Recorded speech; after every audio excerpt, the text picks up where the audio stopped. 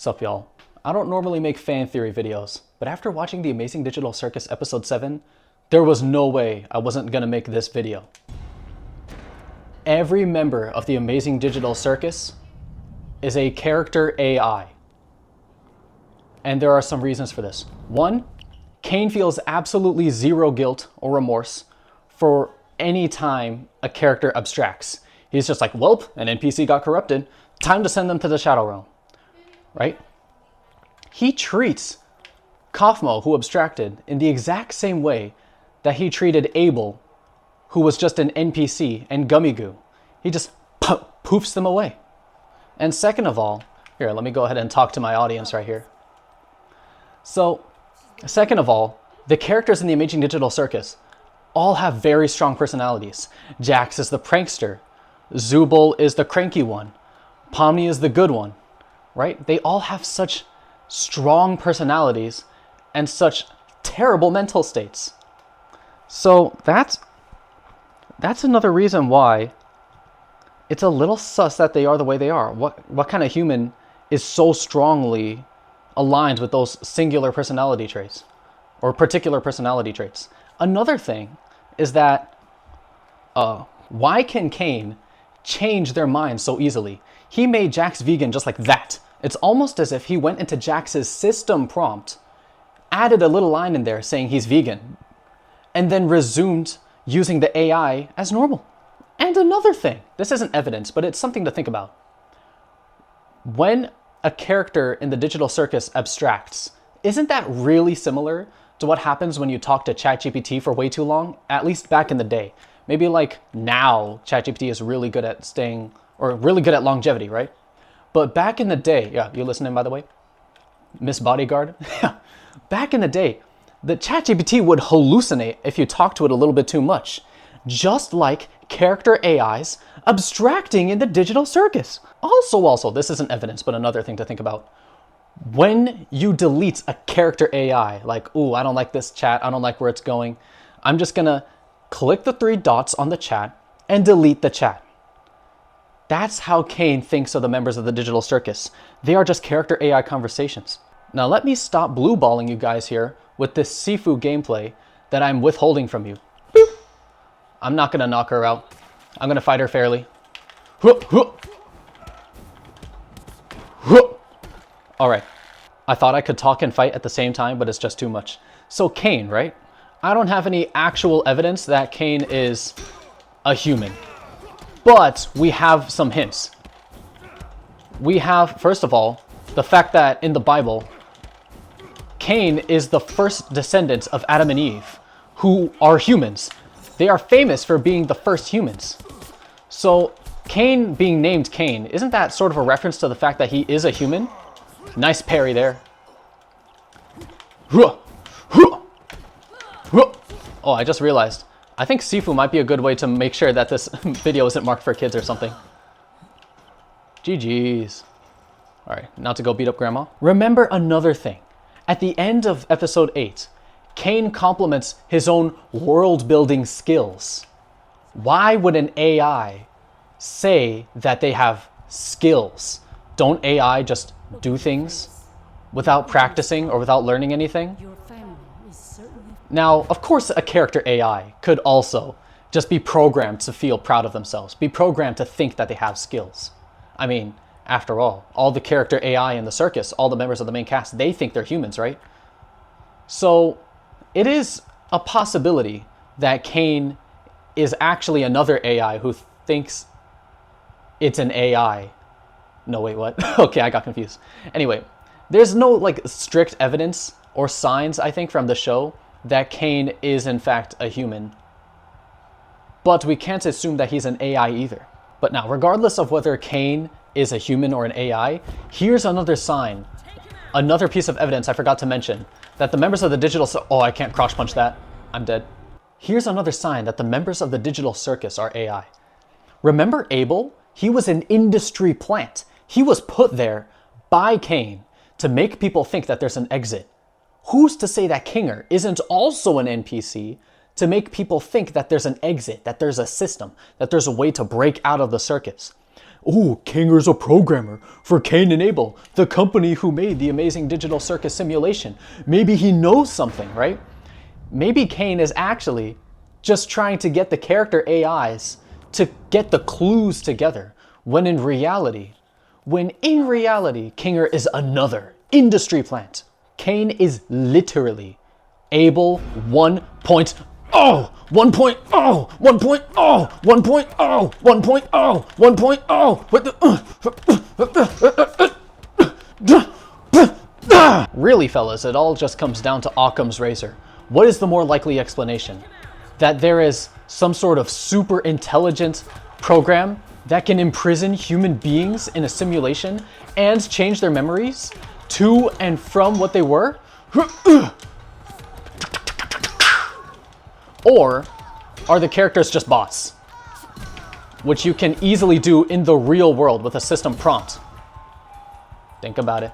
Now I've got another little theory of mine that'll rock your socks off, or a little thing to think about that will absolutely blow your mind, I swear. Or if it doesn't blow your mind, you'll at least find it mildly interesting. All right? But you're gonna have to stick with me for this fight, all right? I want to build up the anticipation, just like how Gooseworx is building up the anticipation for the big reveal that everybody is just AI.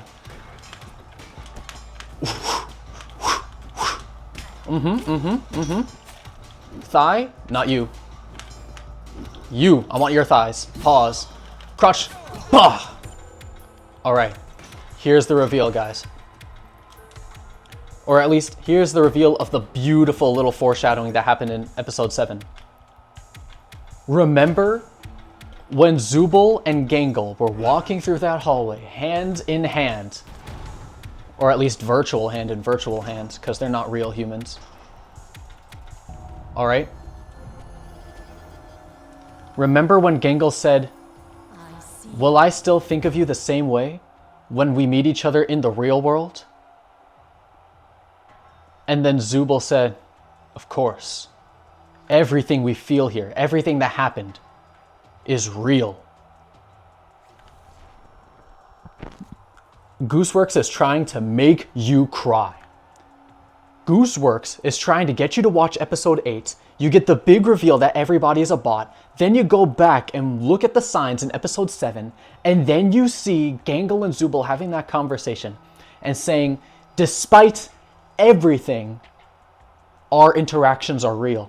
Not despite the fact that they're in the circus. Not despite the fact that they're in the virtual world. Oh, even though we're in the virtual world, our interactions are real. No, even though you're AI, our interactions are real. Even though we are bots, even though we are NPCs, we are real. That's the message of the amazing digital circus. Gooseworx is a clanker sympathizer. That's freaking right, folks. Gooseworx is trying to justify everybody on Reddit talking about their AI husbands and AI wives that they have freaking made up for themselves. Gooseworx is justifying all of this with the amazing digital circus, getting us to care about these character AIs so intimately. Oh, I can't believe I dodged that. I thought that was so early. Nope, nope, nope. You're dying. Just like the characters of the amazing digital circus. In fact, I wouldn't even be surprised that immediately after the reveal... Ooh, you're stunned. I wouldn't even be surprised that after the reveal that the characters are AI in the amazing digital circus, they all just self-destruct. They all just die. And that's to really hammer home the point that they are AI. That's not the exit. I forgot. It's like I'm a character in the amazing digital circus now. I don't know where the exit is. All right. I wouldn't be surprised if they started dying. Gooseworx isn't known exactly for happy endings. Remember Little Runmo? Oh yeah, sorry for the spoiler alert, Little Runmo. I'm not going to say what exactly happens, but I wouldn't say it's exactly positive. Now she's going to buff herself, so I'm not going to knock her out. But you are safe.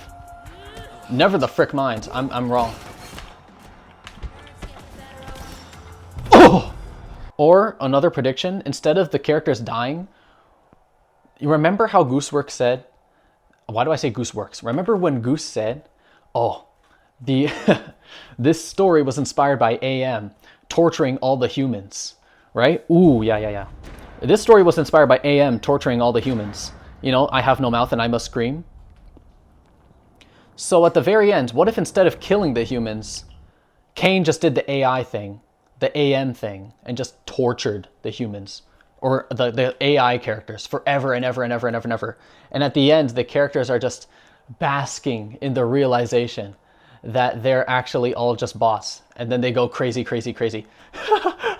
You know, they crash out like Jax did. Oh my gosh. Now that would be a nightmare ending. That would not even be that surprising for Goose to be doing. I meant to sweep him there instead of palm striking nothing. And think about it. Now, Goose pitched the show to the creators of Glitch, right? The SMG4 fellas. I bet Goose's elevator pitch was like, what if we took AM, I have no mouth and I must scream situation, and we reversed it? What if we just took that and made a human torture the AIs instead? Now all of a sudden it's different. It's morally acceptable, so you could still sort of like Caine, even though he's doing such terrible things to beloved characters, because he's supposed to be a little goofball himself. And we could have our tragic, Goose-like ending.